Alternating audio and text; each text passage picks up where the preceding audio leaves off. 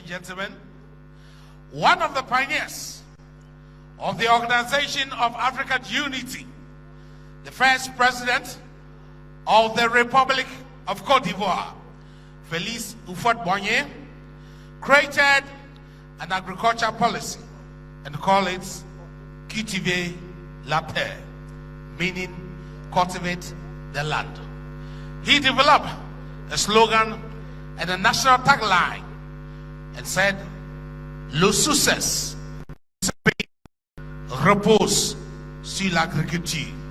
The success of this country depends on agriculture. We have gathered here because we believe in a man who believes that Ghana has the potential to change the face of our economy. If you look at Cote d'Ivoire today, Cote d'Ivoire is the leading agriculture powerhouse of West Africa. Cote d'Ivoire is the largest exporter of cocoa and cashew. Cote d'Ivoire is making strides because of cultiver la terre. But we have gathered here because this is the man who believes that Ghana has the potential to overtake Cote d'Ivoire in all natural resources. Ghana has the potential to bring back our economy to life because Ghana was the biggest exporter of cocoa. Today, the future of Ghana's economy will largely be dependent on what we call agriculture. And the man who we believe can spearhead that project, that policy, that magnificent project is called Dr. Owusu Afriyie Akoto. And it is the beginning of several lectures which we are starting right here at the University of Professional Studies, Accra. And I must confess, this auditorium is the best auditorium in Ghana. This Kofi Ohene-Kunadu auditorium is the most magnificent auditorium we have in the country. And we give credit to the school authorities and of course those who came before them. UPSA has become a center for public lecture. UPSA has become a center of academic excellence. If you are part of UPA, a round of applause for yourself.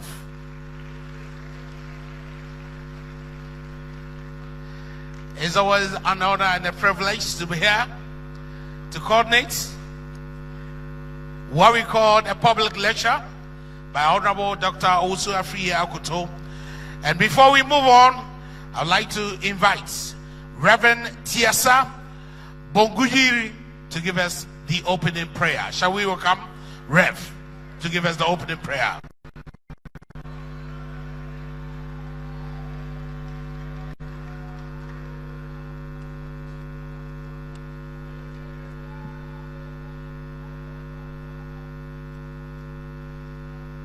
We are people of different faiths and denominations. May I invite us to pause for a moment and acknowledge the presence of God in our midst.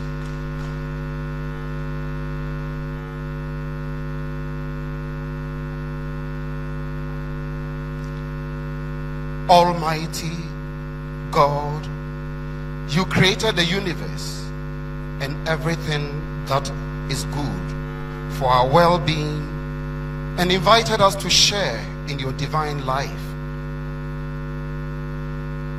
You have given humanity your creative power to further your goodwill here on earth. We acknowledge our limitations of not always knowing what is best for us now and for the future. But since everything has its source and summit in you, we humbly beg of you to be part of our toiling, our thinking pattern, and our actions. Breathe life into our deliberations, that our words may not be empty, but may transform into something long-lasting, just as your word is alive. We believe that when you are with us, your wisdom will guide us to do what is good and just. You have instilled in the world everything we need to bring us closer to you and to serve you in one another. Teach us to discern your footprints in nature. Teach us to distill your voice from the chaos that drifts us far away from your intended goodness for us. Tune our ears to be attentive to the positive ideas emerging from the voices that surround us in this room, and amplify the paths your Spirit is inviting us to tread. We make our prayer in faith through Christ our Lord.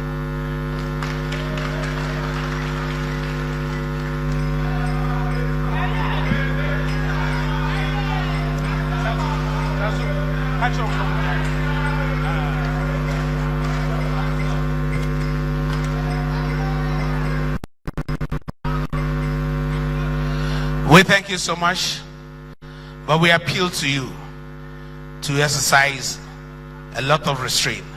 Some person can cheer. It's someone.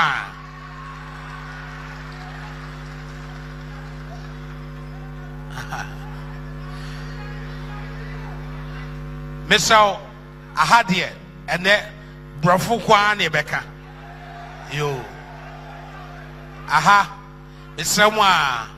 Yes, sir. Just say separate one. Brafon Kwan Nebeka.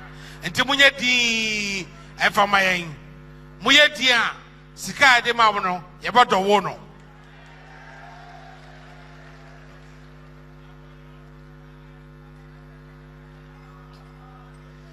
It's okay, it's okay, it's okay. Please, please, please.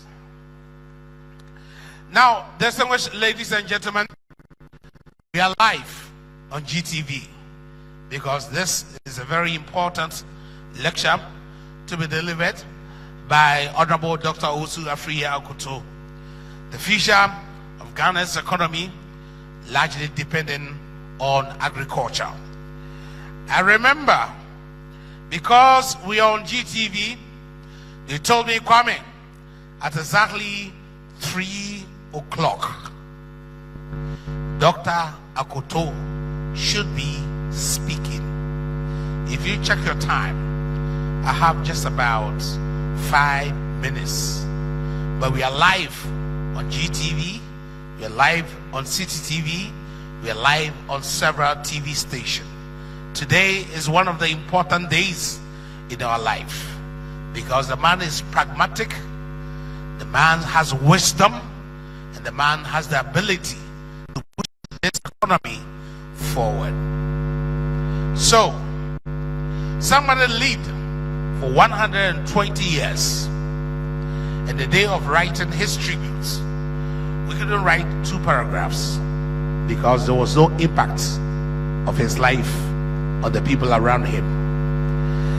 Grant me some latitude to go through the resume of the man. Because of him, we are here.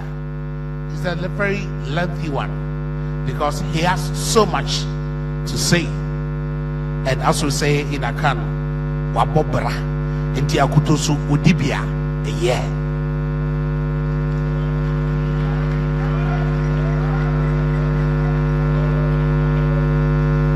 Now, our distinguished speaker and his first degree from the University of Ghana,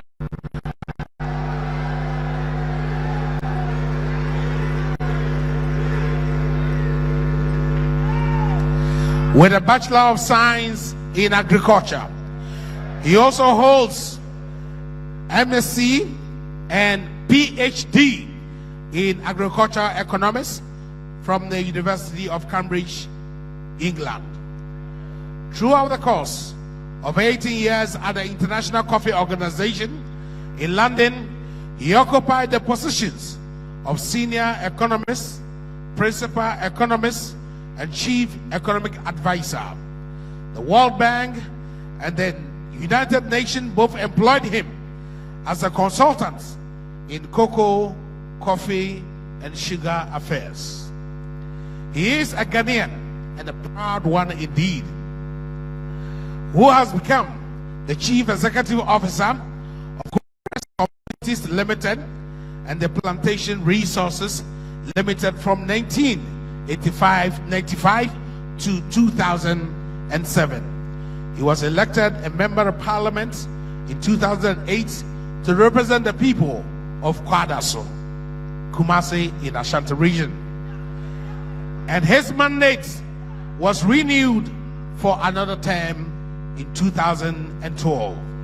He served as a deputy ranking member and a substantive ranking member of the Parliamentary Select Committee on Food, Agriculture, and Cocoa Affairs. In 2017, he was appointed the Minister of Food and Agriculture to oversee the development of Ghana's agriculture and maintaining food security right here in Ghana. Most of all, to implement government flagship program of planting for food and jobs.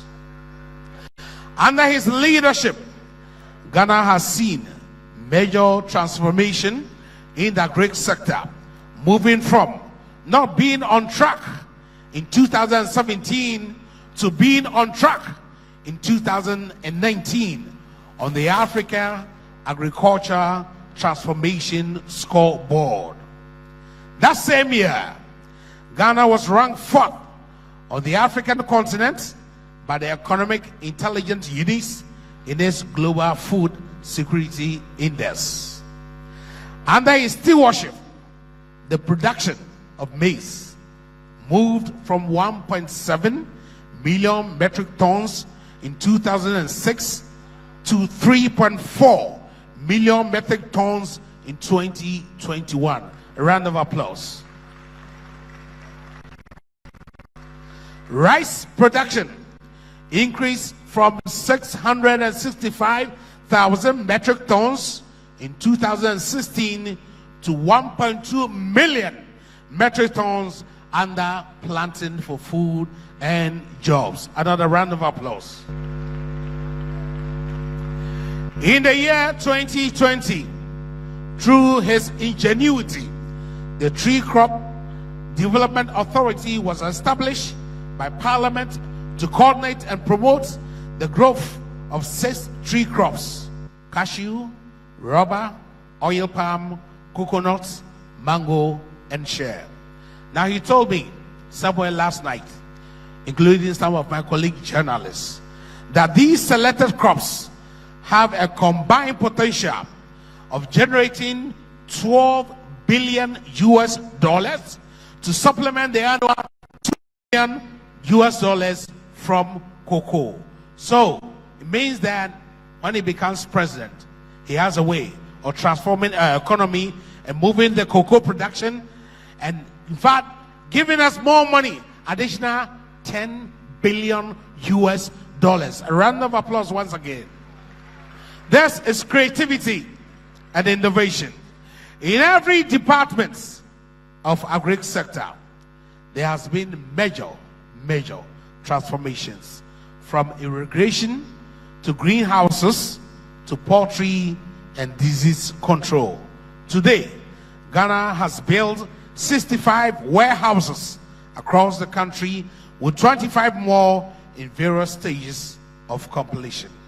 Today, KFC, Burger King, ShopRite, Palace Mall, all over the country sell Ghana vegetables.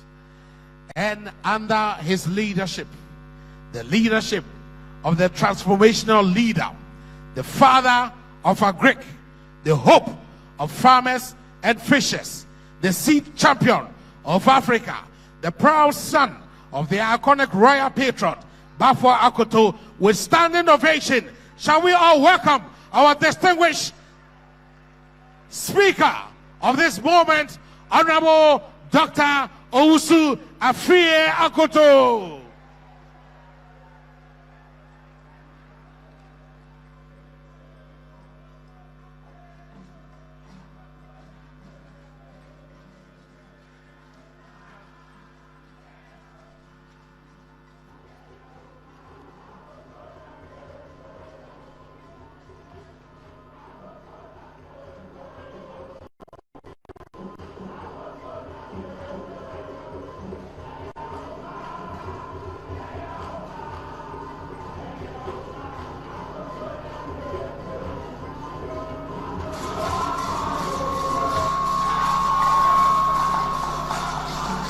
Thank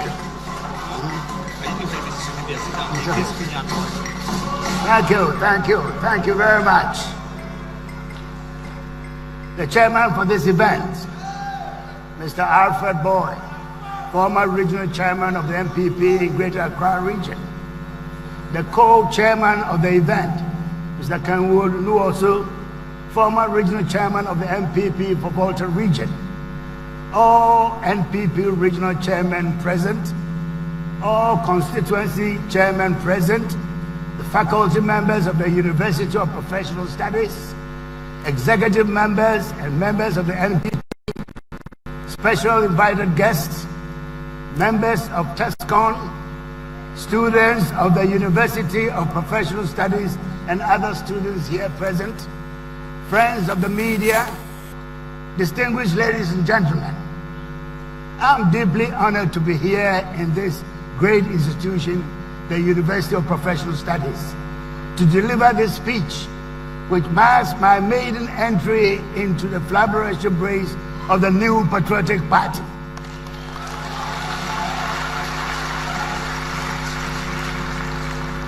The topic for today's lecture is the future of the economy of Ghana, transforming agriculture for the prosperity of all of us.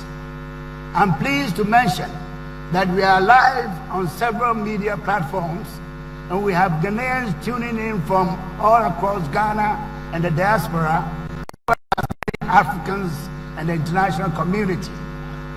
I thank the University of Professional Studies for providing this platform for this maiden event of mine. When I began my journey into politics in Ghana in 1990, with the formation of the United Kingdom branch of the Dankwa Buzia Club, with stalwarts like the late Mr. J.H. Mensah, little did I know that one day I would be contesting for the highest position of the new patriotic party.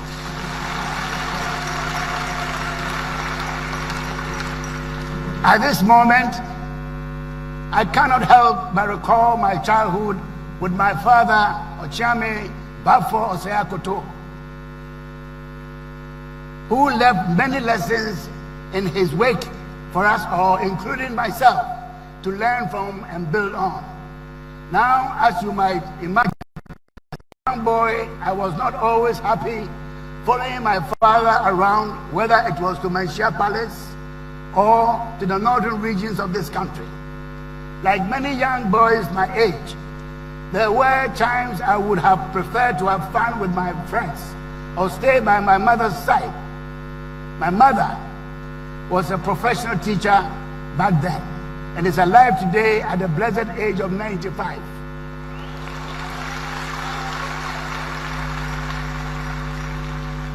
Watching my father's commitment to the public service, both as a traditional leader and a modern political leader at the time, defined the key moments in my life as I grew up. He instilled in me the passion for service and to serve my motherland Ghana with all that is within me, even if it cost me an arm and a leg. For those who know me well, I'm known to be, in brackets, confident, very passionate, and to have strong views on many subjects.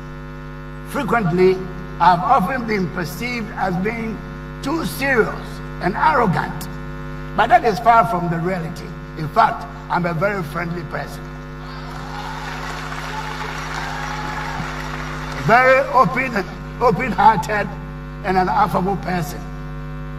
As I stand before you here today to share my vision for the future, I'm moved by the immense support that I have received so far, ever since I announced my intention to contest the flagbearership of the MPP race. I never knew there were so many who have quietly followed my progress in politics over the years and continue to do with me. It is also intentional that we chose this venue as the entry point to my contest. Universities are citadels for ideas that generate the innovations for sustainable development. They provide not just educated workers or job seekers, but knowledge workers who are able to expect to create jobs in a society.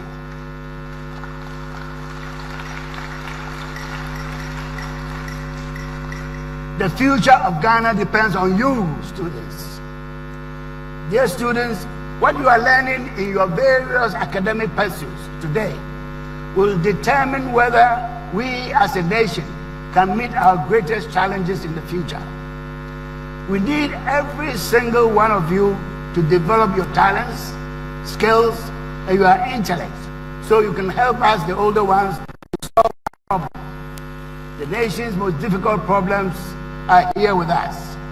I strongly believe agriculture will lift Ghana out of poverty and assure us not only of food and nutrition security, but also generate the necessary resources for the development of the other sectors, including industry, health, education, and infrastructure in the medium to long term.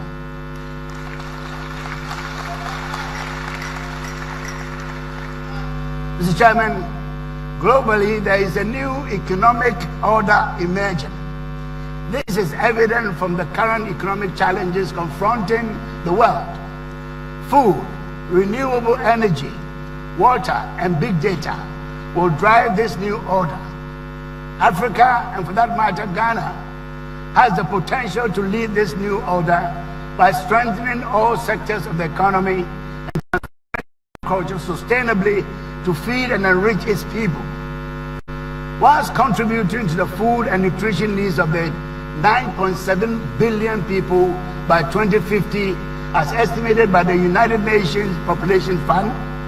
Africa is plagued with a difficulty in transforming its agricultural sector into a driver of sustainable development, food security, and improved livelihood. And I admit that Africa has not done enough. Over 200 million Africans continue to struggle with food insecurity. This issue has been further deepened by COVID-19, the effects of climate change on agricultural production, political instability across the continent, macroeconomic instability, and the raging debt crisis that many African governments face, including our own. Despite these obstacles, the agricultural sector offers immense and significant opportunities for transforming Africa's economy from a net importer of food to the provider of food to the rest of the world. In Ghana, here, we are facing many challenges, such as high rate of unemployment at 13.9% as at the second quarter of 2022, high rate of inflation at 54% as at February 2023, as well as the economic crisis which we find ourselves in now. Mr. Chairman, in most advanced countries today, agriculture was a driver of economic development. Brazil, China, Malaysia, and Thailand are recent examples of the agricultural success stories. The European Union gives us an example of how investments in agriculture can impact economic transformation. The development of improved seeds of crops through plant breeding between the year 2000 and 2020, led by Germany, France, Italy, Spain, and the United Kingdom, contributed immensely to the EU economy, including increased yields, improved market, increase in world food supply, security, and trade. These prevented the European Union from becoming a net importer in all major crops, including wheat and other cereals. The development and scaling up of improved varieties of crops was indispensable for combating hunger and malnutrition in the EU, making food available to 114 million of its citizens and increasing social welfare by significant margins. This injected 26 billion euros into the European economy and secured more than an additional 90,000 direct jobs in its agricultural value chain.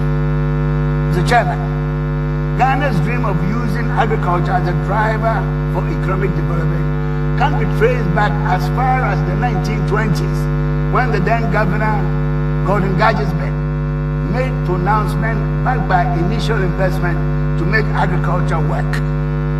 Successive governments since then have made various attempts towards agricultural development in this direction. Yet, there has been inadequate commitment to full agricultural transformation.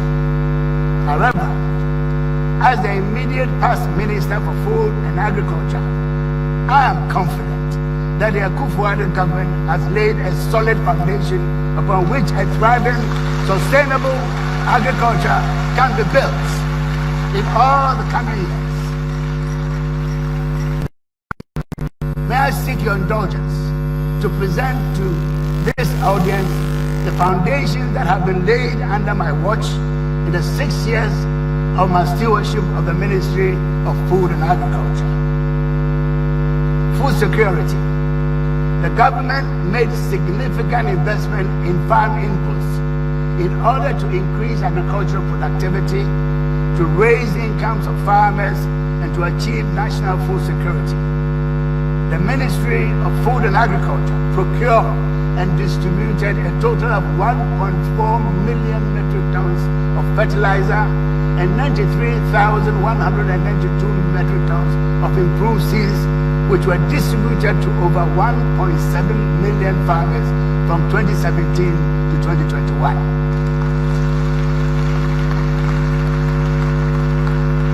As a result of these measures, maize yields increased from 1.8 metric tons per hectare to 4 metric tons per hectare. Soya yields increased from 1 metric ton per hectare to 2.5 metric tons per hectare in the period from 2017 to 2021. With the famous Planting for Food and Jobs intervention, production of maize has risen, doubled from 1.7 million metric tons in 2016 to 3.6 million metric tons in 2021, as the famous MC mentioned in the introduction. Soya from 143,000 metric tons to 230,000 metric tons over the same period. An estimated investment of 2.6 billion Ghana cedis was made as subsidy on improved seeds and fertilizers for the period 2017-2021. The value of production from the application of these subsidized inputs of seeds and fertilizer is estimated at 47.5 billion Ghana cedis. Isn't that a major achievement?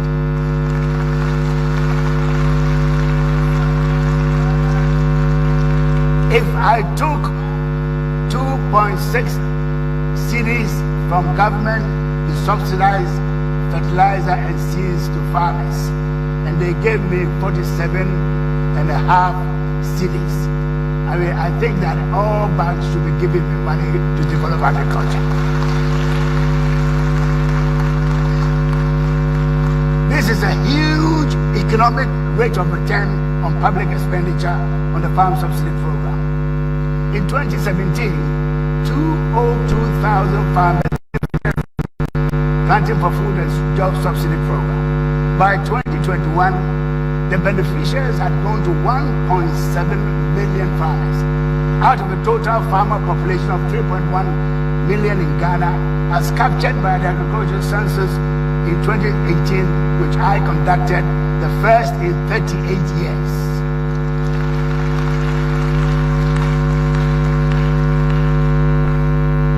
crop diversification, Ghana has fallen into an almost perpetual cycle of dependency on external financial support from the International Monetary Fund and other bilateral partners to sustain our economy. In 66 years of our independence, Ghana has approached the IMF on 17 different occasions to borrow. The lesson from our journey with IMF and the bilateral donors is indicative of the export earning capacity of the economy of Ghana. In the short to medium term, only the agricultural sector can establish that capacity to achieve sustained rapid economic growth. I strongly believe that prioritizing agriculture is a sure way for achieving the accelerated growth needed in other sectors of the economy and creating the much-needed job for our people, especially the youth. During my tenure as the Minister for Food and Agriculture, I initiated the establishment of the Tree Crop Development Authority under an Act of Parliament, Act 1010, in the year 2019. By the following year, 2020, the Tree Crop Development Authority had been established in Kumasi. The authority seeks to coordinate and promote 6 tree crops: cashew, rubber, oil palm, coconut, mango, and shea.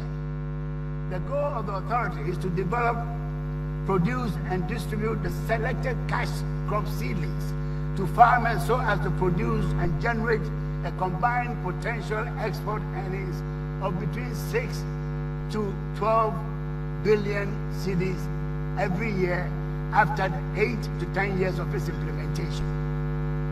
$6 to $12 billion a year. If this organization is taken care of very well, we'll be able to bring that kind of resource into our economy. We wouldn't need an IMF or anybody else. At their full development, the additional 6 to 12 billion per year in earnings can complement the less than 2 billion annual. The TCDA was designed to receive a seed fund of $15 million, only $15 million, in the first 3 years of its operation. Unfortunately, it is in its 3rd year of operation. It has so far received only $1.3 million, equivalent to only a quarter of what is needed to take off such a very important strategic operation. By prioritizing the tree crop subsector, we would have weaned off our financial dependency on the IMF and other bilateral donors. If we had started this journey decades ago, we would have been reaping the economic benefit for the prosperity of all. In Côte d'Ivoire, total annual export earnings from 5 cash crops, cashew, cocoa, coffee, rubber, and palm oil, fetches that economy some $8 billion every year, compared to the less than $2 billion that we do in Ghana. Côte d'Ivoire, which started this program decades ago, has been enjoying these economic benefits of tree crops all these years. Cocoa. In addition, the National Cocoa Rehabilitation Program has been designed to renew the productive capacity of the cocoa industry. The program was launched in 2020 to scale up the promotion and production of cocoa to provide more income to the economy and farmers and create more jobs. As a result of the success of the program, thousands of farmers who had abandoned their cocoa farms due to the devastating effects of the cocoa swollen shoot virus disease have returned to their farms. And I've visited a lot of such farms in Western North region, around Serioso, Asawinso, and other places. And you'll be delighted to see the results after only 2.5 years of implementation. An important part of the program for the cocoa rehabilitation is to support the private sector to expand local cocoa processing, vigorous promotion to boost domestic and international consumption, and promote market expansion of the export of cocoa products into new markets. The National Cocoa Rehabilitation Program, when fully implemented, will generate more foreign exchange earnings from cocoa. Horticultural development through greenhouse production. Mr. Chairman, during my time as Minister of Agriculture, I implemented the construction of 3 greenhouse training centers with an attached commercial unit at Dawinya here in Greater Accra, Akomadan in Ashanti region, and Bogiase in the Central region for training.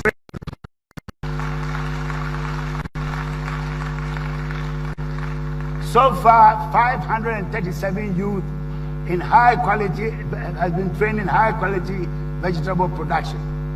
These vegetables are sold to high-end shops such as Palace Mall, ShopRite, Starbucks, KFC, and Burger King in Tema, Accra, and in Kumasi.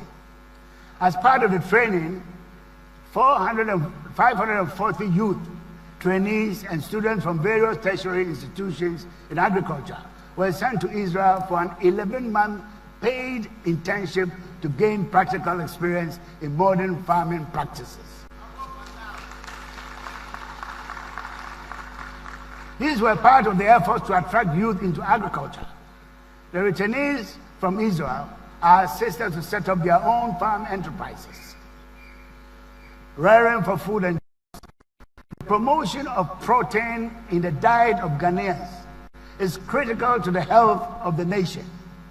The livestock subsector plays a significant role in the provision of proteins in our food.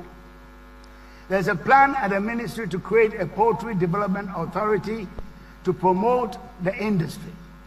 Under my watch, the veterinary services have seen substantial improvements. We have installed new laboratories, re-equipped old ones, and recruited 500 additional veterinary personnel. We have also encouraged and supported local meat processing and substantially expanded soya bean production, all to support the livestock industry. Nevertheless, Ghana's poultry industry still faces very serious challenges.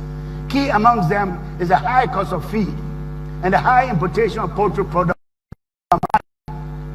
There is a double-edged solution to this. The first is to regulate the importation of chicken and other meat products into the country, and secondly, to address the cost of feed. This will be tackled as a major responsibility of the incoming Grains Development Authority, which I will speak on later. As part of its responsibilities, the Grains Development Authority will purchase grains at the time of the harvest when the prices are low, store the grains, and release them to the poultry farmers and other stakeholders during the dry season when prices are very high. In addition, when seasonal prices rise, various interventions have been made to increase production in the other areas of livestock. Agricultural mechanization. The ministry had received and distributed a total of 12,200 pieces of agricultural machinery and equipment from Brazil, Czech Republic, and China at 40% subsidy to the farmers. The machinery includes tractors, harvesters, irrigation equipment, food processing, and post-harvest management equipment. Additionally, a tractor assembly plant is being established near Ejusu in Ashanti region. Processes have been concluded with the Exim Bank of India to provide a facility to import $150 million worth of farm and agro-processing machinery. Shipments are expected in Ghana in the course of this year, 2023. Of the machinery so far received, 32 district assemblies and selected private sector operators have benefited from a scheme to create centers to provide hiring services to both the small and the large-scale farmers. Mr. Chairman, in addition to the 5 modules of the Planting for Food and Jobs discussed above, I led the creation of institutions to drive the gains made so far. Apart from the Tree Crop Development Authority, the institutions are as follows: Grains Development Authority, irrespective of limited resources and global crises such as COVID, climate change, amongst others. Under my leadership of the sector, Ghana has improved its food security index and made food available to all year round. The country has also been transformed into the breadbasket of West Africa, maintaining self-sufficiency in our stable crops. This is a practical example of resilience to the Ghanaian economy. To this end, there is currently a bill before Parliament for the establishment of the Grains Development Authority. This bill seeks to amend the Grains Development Authority Law of 1970 under Dr. Buzia Act 324. The authority will be responsible for promoting research and development, production, marketing, and exports. It will be a regulatory body. Agricultural credit. A memorandum proposing legislation requiring all commercial banks to increase loanable funds to agriculture and its value chain have been submitted to Cabinet for approval and onward submission to Parliament to pass a law to that effect. This legislation is to address the acute shortage of agricultural credit in this country. Only 3.1% of total loanable funds in this country by our banks go to agriculture. And when you examine that 3.1, you'll find that more than half of that is for the purchases of cocoa. So it's really trading, not agriculture as such.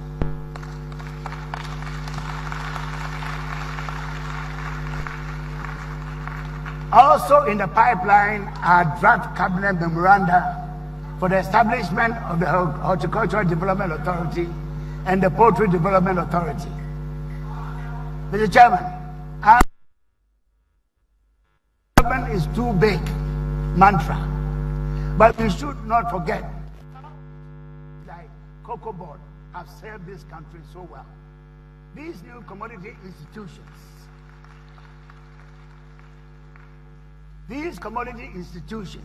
are designed on the cocoa board model. They are designed to spearhead development of targeted subsectors to support farmers to produce more for export and ensure the availability of nutritious food for consumers in Ghana.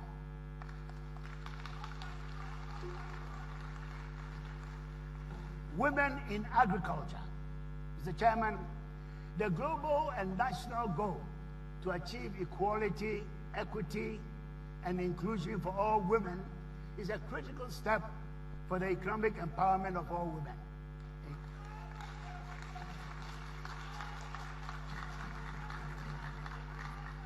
I can see that the women are clapping more than the men.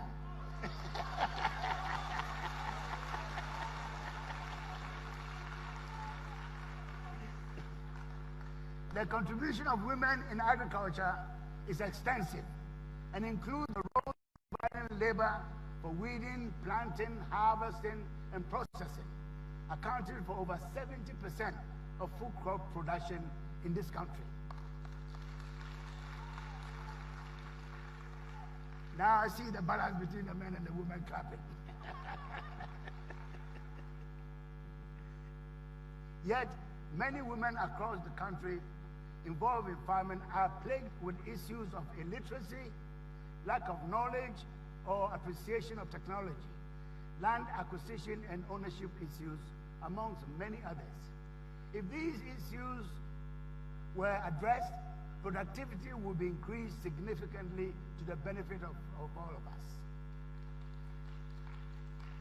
Now, I want to share some personal experiences that I've had in the 6 years of my stewardship of the ministry. During my time as minister, I have traveled extensively across the country and learned important lessons on the fields of the farmers. I'll share a few with you. In a small village in the Volta region in 2018, I met a widow, Mawena, who grows maize, okra, garden eggs, pepper to sell.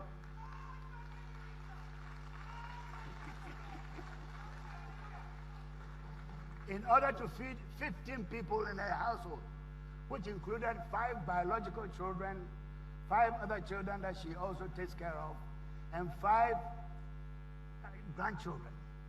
I learned from Mawena that all she needed was a supply of improved seeds and some basic technology to triple her yields on the same size farm that she'd been operating. In moving forward, we must engage to create commonwealth that sees to the needs of the common people. There's a need for a new innovative business model, value addition, productive stakeholder engagement, including the youth, smallholder farmers, and large-scale farmers, all in agribusiness for adequate and affordable food and high-value export to fully benefit the gains from the sector.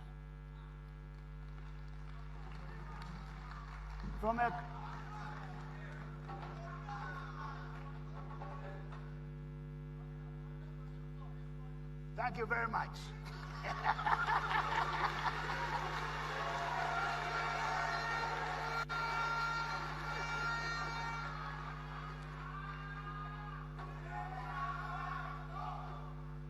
Thank you. Thank you. Thank you. From a conversation I picked up with Yawadu, a tomato farmer in Akumadan in Offensive District, lack of basic literacy skills results in making of poor farming decisions, which eventually affects his yield and profit. These include inability to read and make uninformed decisions to purchase ordinary seeds for the market rather than improved seeds. Fauzia Garaba, one of the many women in Yendi, cannot afford to buy fertilizer, certified seed, or even gain access to high tractor services for the timely plowing of her land. Most farmers in Ghana do not have access or the know-how to operate basic farming technologies and systems. Most do not own phones, and some of the few who have may only use it for just making calls and receiving calls, but not have the know-how to basic interventions delivered as alerts via SMS to inform them of the weather forecast, available markets for their produce, and so on. Mr. Chairman, today many farmers and agro-processors may be watching or listening to me as I speak.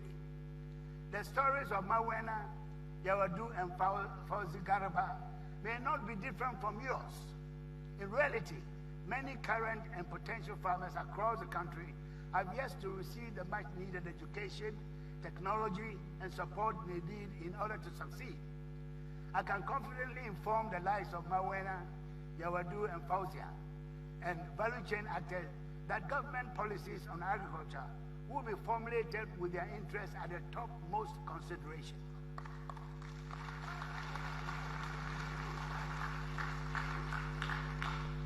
On the other side, there's celebrate. At an Nigeria Farmers Forum, I encountered a female farmer who said this at the forum, and I quote her, "Honorable, in the past, farming was exclusively the exclusive domain of illiterates like us. But now one finds all kinds of professionals, including mechanics, teachers, nurses, doctors, and lawyers who have taken over our work. This is a clear manifestation of how planting for food and jobs has attracted professionals to farming."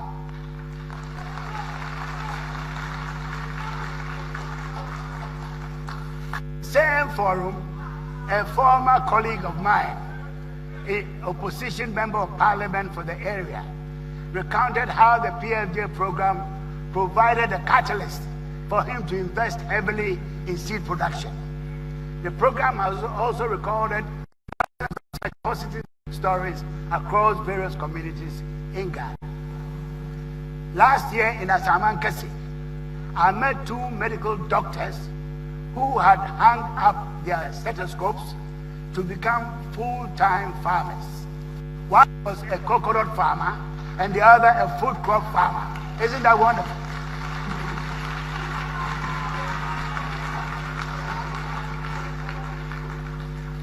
I cannot end my stories without sharing one also personal experiences with the king of Mamprusi, the Nairi, who has been a farmer all his life.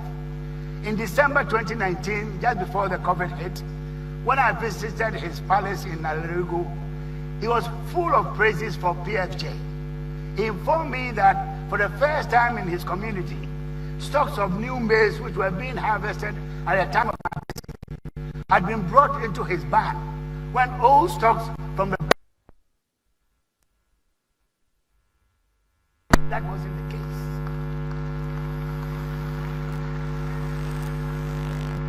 Mr. Chairman, the king was acknowledging the success of PFJ program in his kingdom.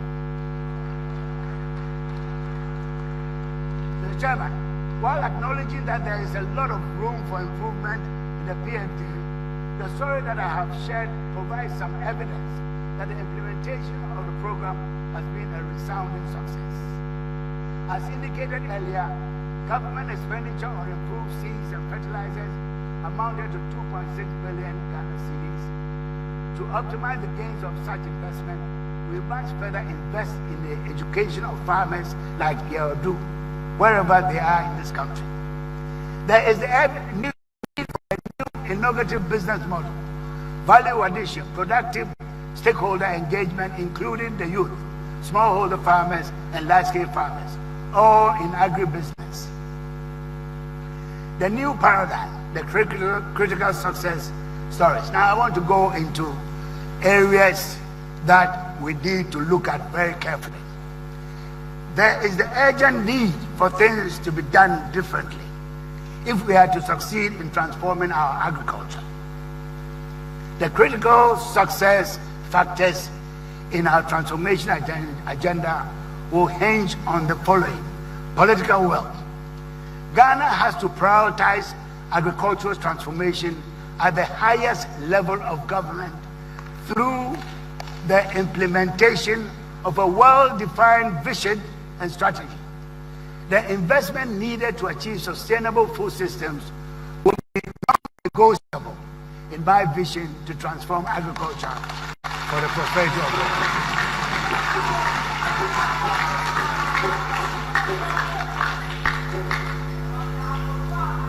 The first Prime Minister of India, Jawaharlal Nehru, once said, and I quote him, "Everything can wait, but not agriculture," unquote. Everything can wait, but not agriculture, unquote. Governance structure. In addition to the economic management team headed by the Vice President, there shall be a newly created agricultural management team chaired by the President himself to drive agricultural development. The AMT shall comprise 7 agri-related ministries, namely Food and Agriculture, Finance, Trade and Industry, Lands and Natural Resources, Transport, Local Government and Rural Development, and Environment, Science, Technology and Innovation.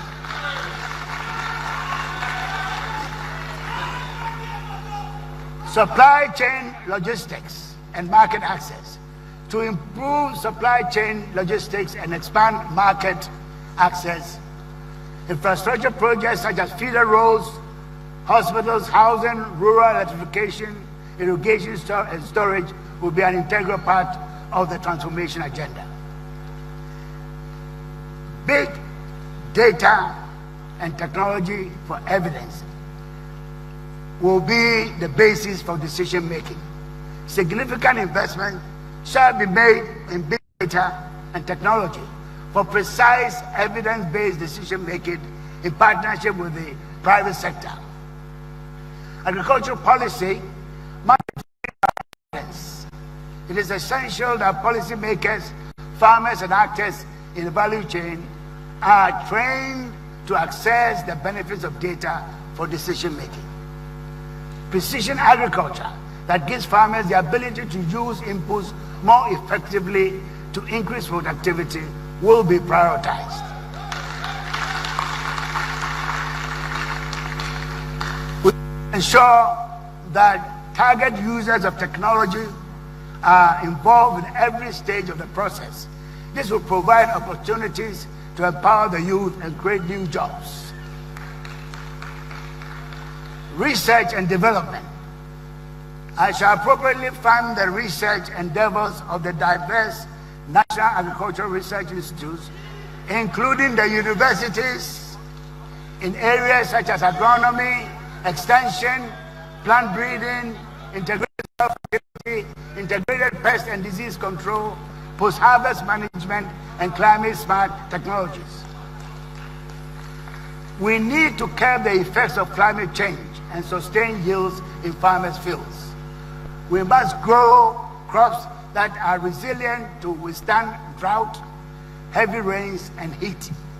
Sustainable investment in science, technology, and innovation in agricultural development will offer prosperity to all of us, including smallholder farmers. I shall establish an appropriate regulatory framework to leverage private sector investment across all sectors and promote the efficient distribution of agro inputs. In addition, the regulatory framework will seek to develop platforms for agricultural innovations, output market structures, and incentives that allow for the full realization of the value.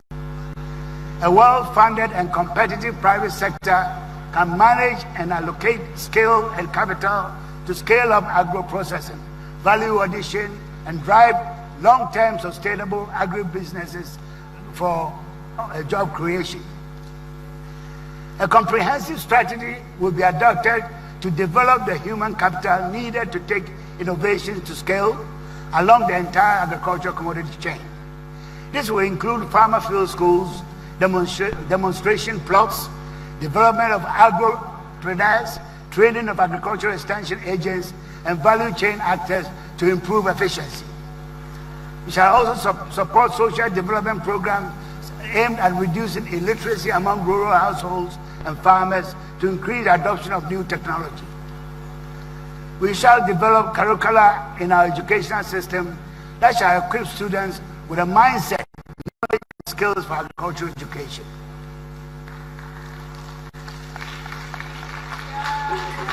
Mr. Chairman, my overall vision for Ghana, agriculture-led growth for transformation of the economy, will be achieved through innovation, value addition, and entrepreneurship for self-reliant, wealthy, and a healthy nation. In the next 7 years, the population of Ghana is expected to increase by 5 million people. There will be more mouths to feed amidst global economic and health crises, conflicts, and an ever-changing environmental climate and other threats. It is imperative that we use science, technology, and innovation to accelerate the growth of agriculture.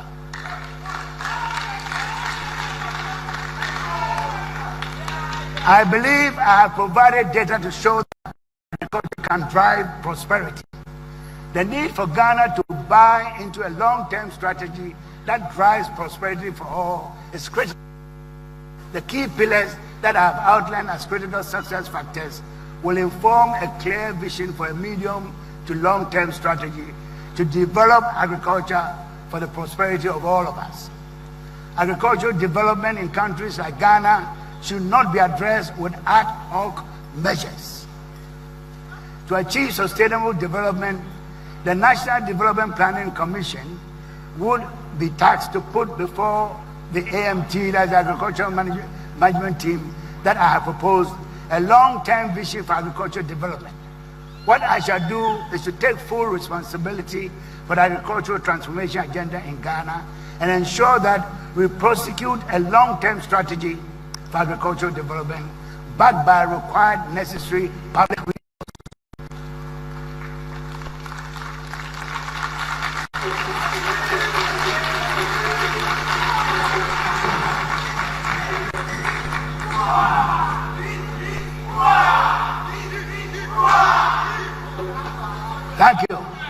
Thank you. Mr. Chairman, what I have learned working with Ghanaian farmers in the past 6 years especially, is that they need little persuasion to be called into action. The minimal incentive of the Afriyie subsidy and others was enough to generate unprecedented growth in the agricultural sector, 8.4% in 2021. Never happened in the Fourth Republic.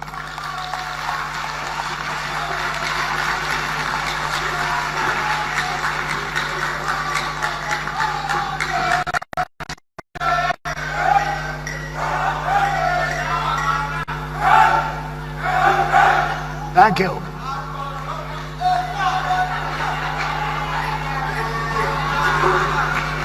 This, such hard work of the Ghanaian farmer represents a resource that the nation ought to tap into to get us out of the clutches of borrowing to finance our development.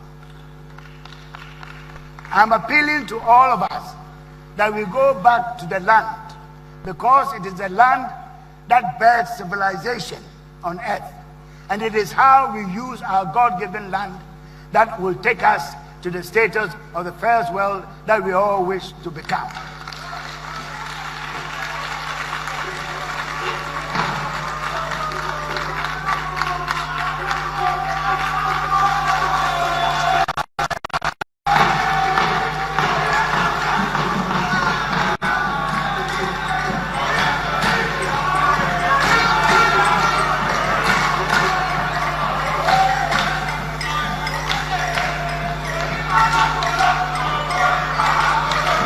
Thank you. Thank you. Thank you.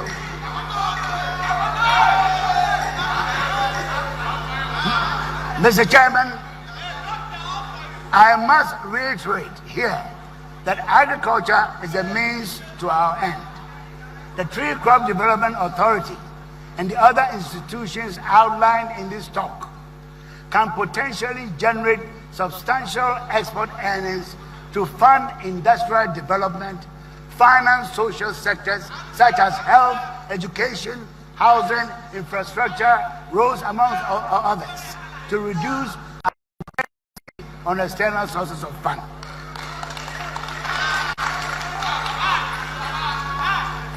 We have hope in this country.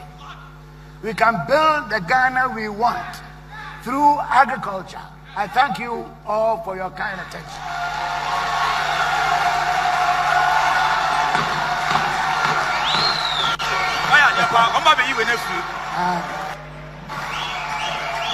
Yeah. Yes. Yes. The standing ovation is appropriate. Yes. Thank you. Thank you, Doctor. Thank you. Thank you. Thank you. This is the future of Ghana's economy. Thank you. Perfect delivery.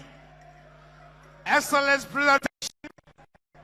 And this is the future of Ghana's economy. A lecture delivered by Honorable Dr. Afriyie Akoto. We thank you. Thank you. Shall we all take our seats? Thank you. Thank you. Shall we observe some silence here? Yeah, okay. All right. It's okay. All right. Too much noise, please.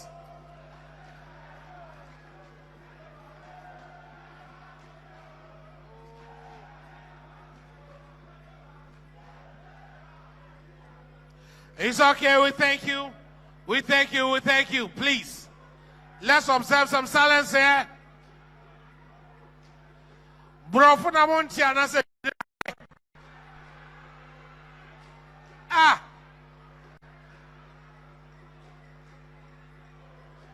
It's okay. It's okay.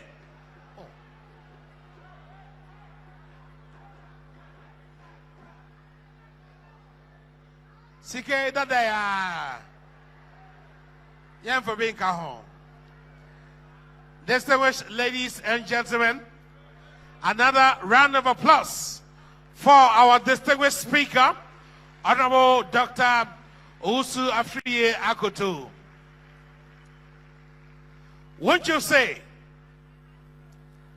it was a State of the Nation address in 2025? What we observe here is similar to State of the Nation address in 2025.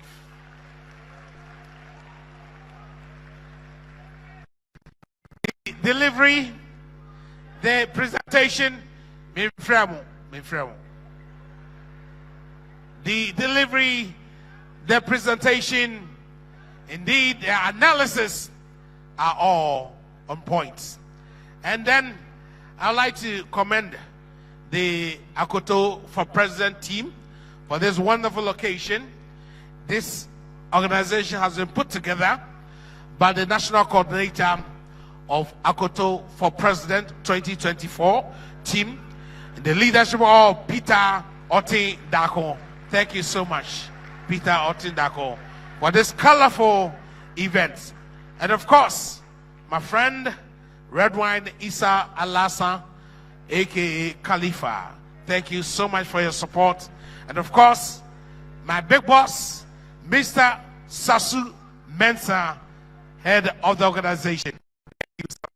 Thank you. Thank you. Now, Dr. Akoto kept referring to Mr. Chairman. And indeed, we have Mr. Chairman here.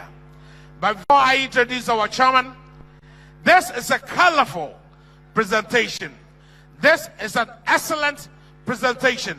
And I'd like to invite my sweet sister, the queen of poetry, the queen of spoken word, Aku Sika Frimpoma, for an excellent poetry in honor of Dr. Akoto.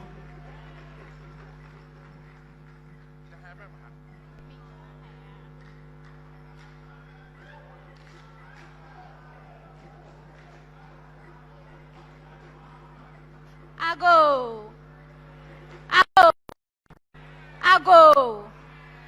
Adawro tonton sansai. Mejeshe die mu eda na mibo. October bosome. Nede tosu dunkro. Na chedi ampombasa kwa mi yadom sikrechi kantankrechi kanchrechere fenfensi amfenya nkropo. Eche oman Ghana. Ebibiman ni wiase nyina. Ni monyamfo na ni monyamu nyina faako. Nani monyamu nyira bedwam okwantimpo omukusi a woni mirikanko na momowa kokodro be ma ba doctor owusu Afriyie Akoto owusu aduomi owusu echao Afriyie saw tipe so da yepa tipe san pempem no apepe obenyansafo nyansa bisa kwanta bisa nyansa bu akwa nyansa bu nkama kenta ne so be ma ba doctor owusu Afriyie Akoto Ghana minda wasia ebrum a precocious child who grew up to be sagacious, proficient, and a competent. Dr. Owusu Afriyie Akoto is a great leader and warrior who recoils before he attacks. His real qualities shows in his actions. Dr. Owusu Afriyie Akoto many wobedi adansia say onkasa bebre wachre yen say sebie bru sebie kronto ankure hunu ene yedede. He is not a verbose and a prolix. No, Dr. Owusu Afriyie Akoto, he doesn't babble, prattle, and gabble. Dr. Owusu Afriyie Akoto, an industrious man. He is a petunious and a sedulous person. Dr. Owusu Afriyie Akoto, Dria Wama Wokwanyame War Adorimu, a Pumpo to Prampatum for 70 Wuson Yomanina, watch a redampo Mafamum from Fratre. Dr. Owusu Afriyie Akoto, an assiduous person who worked as an economist, senior economist, chief economic advisor over 18 years at the United Nations Coffee Organizations, and so he worked as a consultant at the World Bank and United Nations on soft commodities. Dr. Owusu Afriyie Akoto, 2008 to 2016, he became the Member of Parliament for Kwadaso Ewa Asante Mantemu. 2017, he was appointed as the Minister for Food and Agriculture. Natapuo Wachrena Batuo. Dr. Owusu Afriyie Akoto Nyansanie Benyansafo nimdifuo ebra COVID-19 to ayempofrimu na amanya kesiampa yehu no na omo hyohye aseteteto. They were dying out of anger, famine, starvation. Na yen yaya said the cat on a hot tin roof, perturbed and disturbed. We were even try and said Debbie or free the agriculture home. Or try and said Debbie, Major and ne Dr. Bafwa was say Akoto Yamen Fan Crency. Or say Yatatemi will crea yomu, Yatatim will crea yomu. On you now, Ama Asan said the Dipame, Benyan Safwa Dr. Owusu Afriyie Akoto, Sukonko, Yen Shawa Anka Edidie, Eboyen. Dr. Owusu Afriyie Akoto, Ekoma ya friend Sekom, Wama ebi ande Ghana for Onka bin Shemumpono, na yejina wokwanyano, Edi Adriani Bom Amawa, Reina ya friend say the competent leader, the crackerjack and expert person. Dr. Owusu Afriyie Akoto, Ghana my Edawase. You are like the great hornbill when rises. The smaller hornbills bow down in respect. Dr. Owusu warrior kokono. Oka so very chiremre kukua. Change of four and why. When a warrior koto. What's a very kra. Change of four and why. Dr. Owusu Afriyie Akoto, Mr. Watapu, Achra Wabatso, Diofrudria pa and ye piano, Asante Minda wase, Ghana Minda wase, NPP Abinda wase, Ebibi Mantam Yinada wase, Yasin Yana Ada wase, watch ye and Sano Kwasem, we dikam for papa. Dr. Owusu Afriyie Akoto, Onyankuru Ponche Driam Pombasa Kwame Yadom, Ota Wechia. Piao, Manuesi, Medamasi.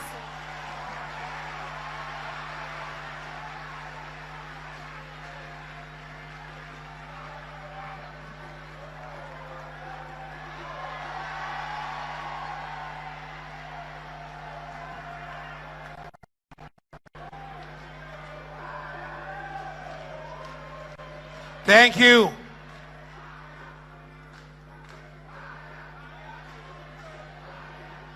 All right. Thank you. Akushika Frempoma.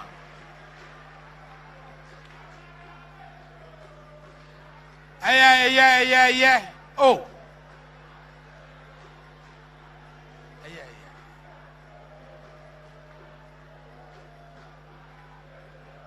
Sasu, you brought them here. Maybe they understand your language more than mine. Now, our chairman for this occasion has been very wonderful. Chairman, his name is always synonymous to Greater Accra NPP. He is a visionary leader, and he has spent considerable resources, energy, and of course, his intellect to the development of the new patriotic party.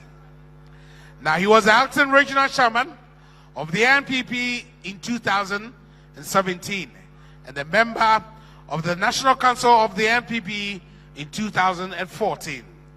He was the regional first chairman from 2013 to 2017.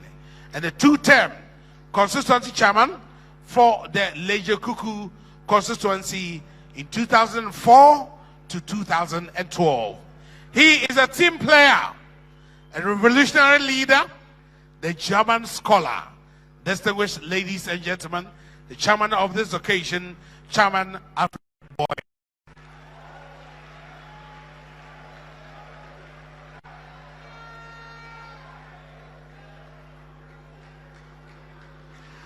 Chairman will give us The closing remarks? No, now. Co-chairing this event is also an agriculturist. He's the product of the University of Ghana, Legon. He holds a professional certificate in corporate strategy. He obtained that in GIMPA. He holds professional certificates of execution management from NDPI. He's a foundation member, and as we say, the founding member of the New Patriotic Party. He was one time the regional youth organizer of the NPP, one time regional secretary of the NPP, one time regional vice chairman of the NPP, and a three-time regional chairman of the Volta region from 2001 to 2013. National Council member 2006 to 2013. He's a member National Disciplinary Committee from 2009 to 2018. He is the former Deputy Minister for Manpower, Youth and Employment. Distinguished ladies and gentlemen, Nwosu Emmanuel. Put your hands together for,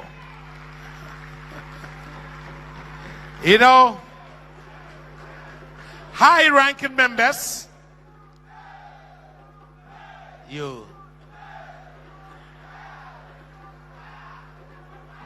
Okay.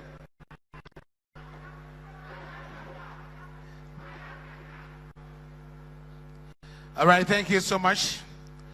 And I'd like to recognize the presence of Professor Emmanuel Selassie Asamoah.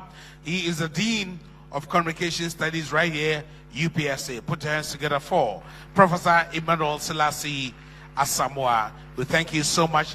And as I indicated earlier on, I have seen several familiar faces, especially my former MP, Ablekuma North constituency here in the Greater Accra region, Honorable Justice Joe Appiah. Put your hands together for Honorable Justice Joe Appiah.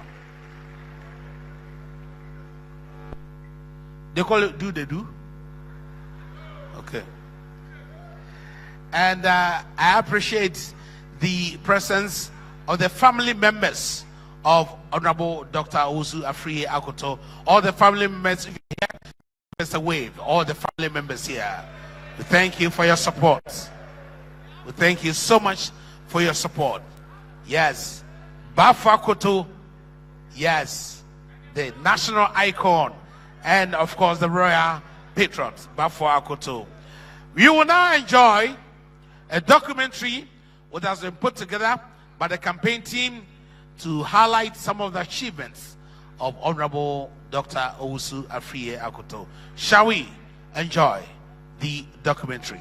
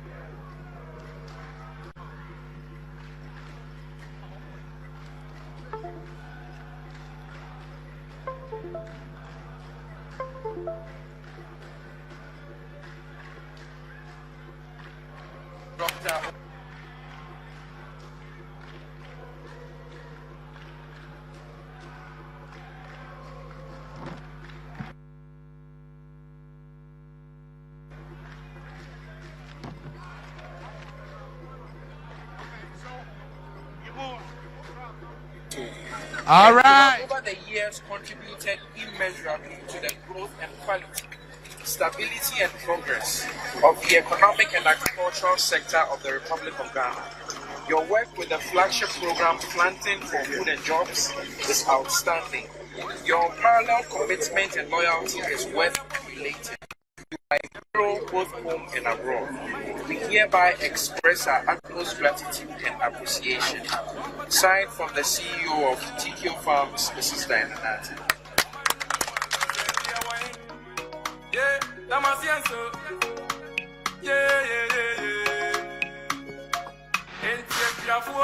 Dr. Afriyie Akoto is a visionary leader who is not afraid of getting his hands dirty. The many transformations seen in Ghana's agricultural sector are testimonies of his leadership style. Ghana became the breadbasket of West Africa.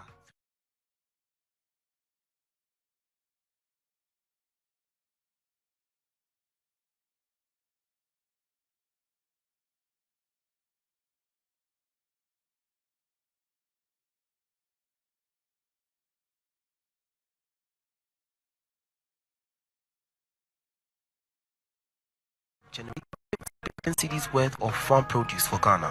I just walked into the bank in Abidjan and said, hey, I'm doing this thing in Ghana, planting for food and jobs. Come and see, this is all government of Ghana money that we are using to do it. But we can supplement it with resources from you because you as a bank, you are more oriented towards agriculture. And they sent the team here, and within 1 year, they've gone through all the systems, including approval by their board, and we're out in the field. It was a record. It's never happened. Nanado na ban say yedda na sisa wodi sa program we dia breye ne waso mama ya atimi ya adipa maya yenso yedi ho faso. According to the Ghana Statistical Service, the agricultural sector recorded an accelerated growth rate of 8.4% in 2021 as compared to the 7.4% recorded in 2020. The sector's growth in 2021 represents the highest rate under the Fourth Republic. In 2019, Ghana was ranked 4th on the African continent by the Economic Intelligence Unit (EIU) in its Global Food Security Index (GFSI). In that year, the sector grew by 4.7%, followed by 7.4% at peak of the COVID-19 pandemic in 2020 and 8.4% in 2021. This performance was seen as a sterling one and was compared to the Comprehensive Africa Agricultural Development Program (CAADP) benchmark target of 6% growth of agriculture for the attainment of national food security. The relaunched National Cocoa Rehabilitation Program, which involved cutting of cocoa trees affected by the cocoa swollen shoot virus disease (CSSVD), treating the whole farms and replanting them with disease-tolerant, early-bearing and high-yielding cocoa varieties across cocoa-growing regions, saw thousands of farmers who had abandoned their cocoa farms return to their farms. Dr. Akoto enhanced the welfare and living standards of cocoa farmers in Ghana by ensuring they earn decent income by making cocoa farming lucrative and sustainable.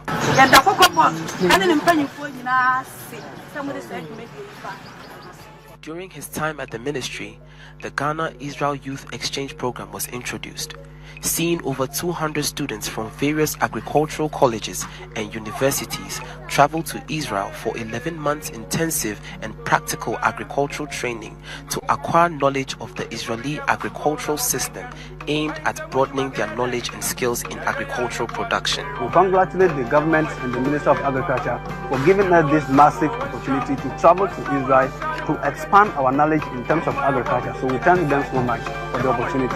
The implementation of the construction of 3 greenhouse training centers with an attached commercial unit at Dowinya, Akumedan, and Bodriase saw the training of young men and women in high-quality vegetable production for consumption. These vegetables are sold to high-end shops such as Palace Mall, ShopRite, Starbites, KFC, and Burger King in Tema, Accra, and Kumasi. In 2020, an Act of Parliament established the Tree Crop Development Authority to coordinate and promote the development of 6 tree crops, namely cashew, rubber, oil palm, coconut, mango, and shea, under the stewardship of Dr. Akoto. At full development, these selected crops have the combined potential of generating an additional $12 billion per annum to supplement the annual $2 billion from cocoa. Prior to Dr. Akoto's resignation in January this year, he initiated a bill in Parliament for the establishment of the Grains Development Authority and have already prepared a memorandum for cabinet consideration.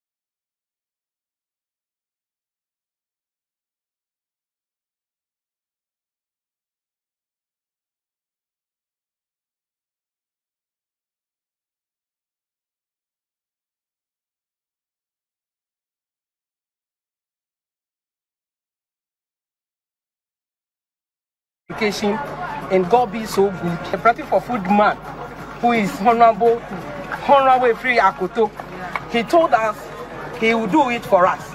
So we are taking it as a joke just recently. And he called us that we should come.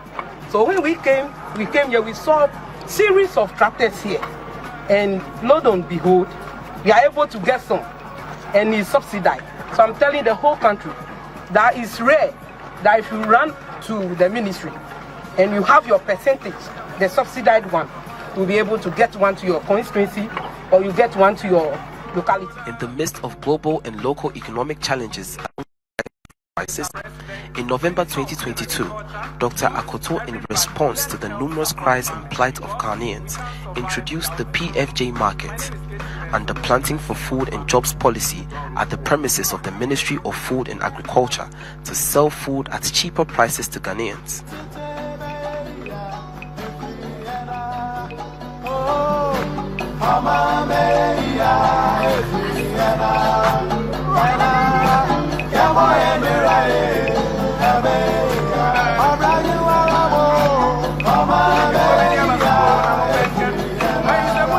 To mitigate the impact of rising food prices.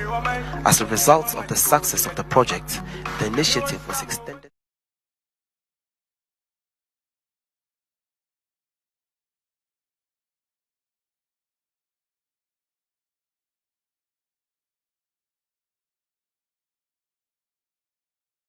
A thriving agricultural edifice which will feed not only West Africa, but will feed Africa as a whole.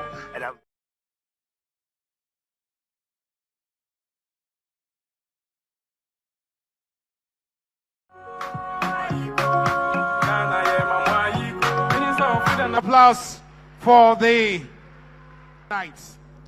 And I would like to say a big thank you to TESCOM, UPSA, most especially Gaddafi Achapon, the president of TESCOM. If you are here, we thank you. And of course, the vice president, Promise Dogwe Seiram. You have been working so hard for us. Members of TESCOM, thank you so much. Honorable Dr. Afriyie Akoto, you have a very large audience, and MPP is fully represented here. Not just any ordinary member of the NPP, but these are distinguished chairmen of some constituencies who are here to support you. And I'd like to acknowledge the chairman of the NPP for Domi Kwamenya, Mr. Osei Bonsu. And the chairman for Adenta constituency, Koku Akulache. Also chairman for Anya Soutum, Anthony. Thank you. I move on to Shai Osudoku and welcome Chairman Francis Martin. From Domiabra Obom constituency, we have Chairman Joshua Odate Lamte. And of course, the second vice chairman of Onyaso, Ayawaso West, Mr. Emmanuel Nate, also here to support Dr. Akoto. We have the chairman, the chairperson for Leje Kuku constituency, Gifty, also here with us. Gifty, thank you so much. And chairman for Medina, Foster Arthur. Chairman for Ablekuma Central, Honorable Robert Kwame Dazi. And all the regional chairmen here with us, the first regional chairperson, Honorable Joanna Frances Addo, also here to grace the occasion. Thank you so much. Now, before I give the chairman of the occasion the opportunity to speak to us and give us a closing remarks, I know you've heard a song called Sewunya Akukofuna. Yana wunya sreba. Ana wunya sreba nswa. Unya akukofunu. Distinguished ladies and gentlemen, the Great Apple!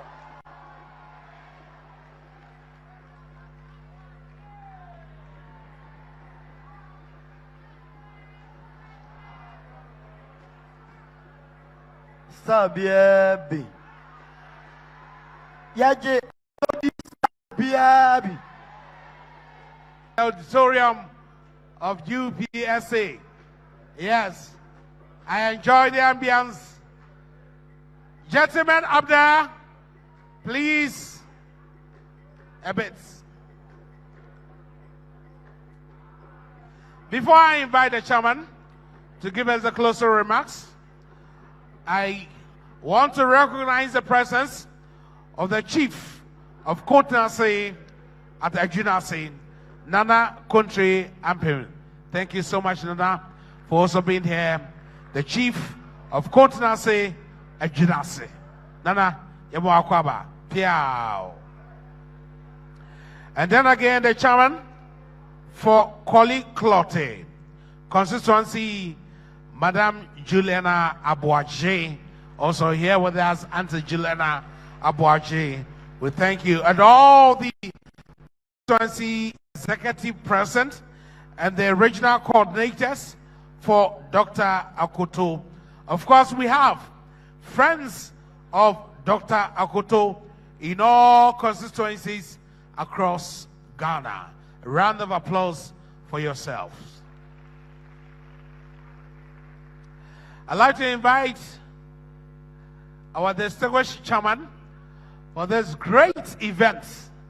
And as I indicated earlier on, if you want the world's attention, if you want a national attention, one center that we have to be is the UPSA auditorium.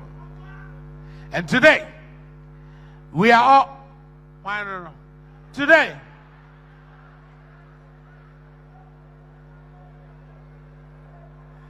we are all witnesses to an impressive presentation delivered by our own, the one and only, Honorable Dr. Afriyie Akoto.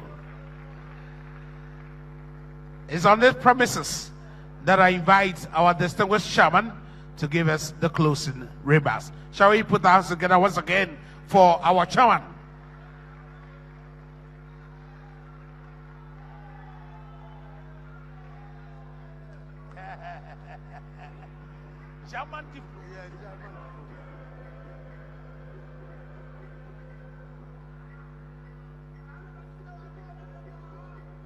Kukudu. Kukudu. Kukudu. Now you know that with Dr. Akoto and Agric, we shall get there.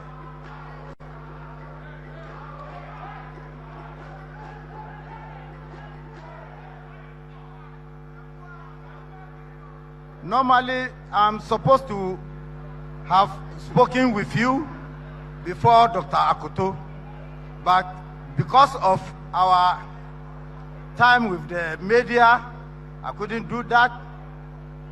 So when the chief speaks, then it's like we've heard all. With Akoto and Agric, we are going to get there. I will take this opportunity to thank the regional executives, the constituency executives, the area coordinators of the constituencies, and then the polling station executives who are here. The media, the pressmen, thank you so much for coming to witness Dr. Akoto lectures. I thank you once again, and hopefully me and you, hopefully with Akoto, we shall get there 2024. Thank you so much for coming.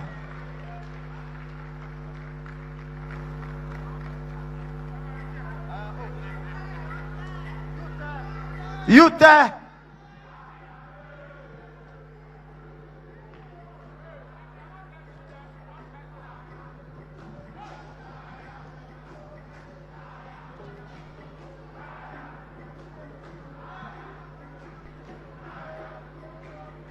Thank you, Shaman.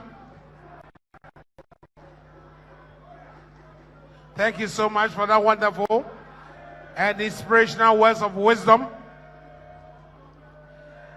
As now,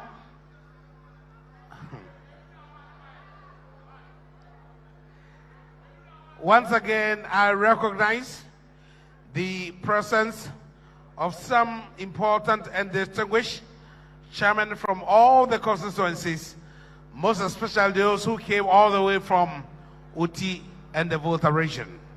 And I'd like to say a big thank you to you, Elijah, all the way from Nkwanta North in the Volta and Uti region. Thank you, Chairman, for coming. And Kratchi West, Chairman Douglas Amanfo, also here. Chairman, can we have a wave? If you are here, we thank you so much. And Kratchi East, Chairman Watson Jemfi, we thank you for honoring our invitation. And Kratchi Nujumuru, Chairman Emmanuel Obuda, thank you so much for gracing this occasion for us. Distinguished ladies and gentlemen, this lecture has been a fulfilling one, an academic one, full of intellectualism. And we say thank you, Honorable Dr. Akoto. And not only that, we know all the things that you've said here. This beautiful presentation will go a long way to reshape the future of this country. We pray that indeed, when you have the mantle, all the things that you've raised here will come into fruition. We are proud of you because we know you will do it and you can do it. Another round of applause for Honorable Dr. Afriyie Akoto. And I believe that this is just the beginning. This is just the beginning right here from UPSA. Across the country, so those of you in Kumasi, those of you in Tamale, those of you in Takrady, those of you in Ho, Cape Coast, watch out for Dr. Afriyie Akoto. I would like to invite Peter, small. Now he is the national coordinator for Akoto for President 2024. And I've invited him here to say thank you for this colorful event and to wish you all the best. A round of applause for the national coordinator of Akoto for President 2024. We are coming to the conclusion. Okay.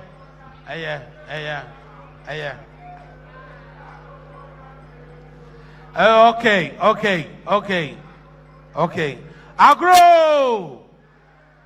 I want them to respond there. Agro! They say, almost yes, Sano. Nyanka say, Akoto was so trying. Akoto so trying.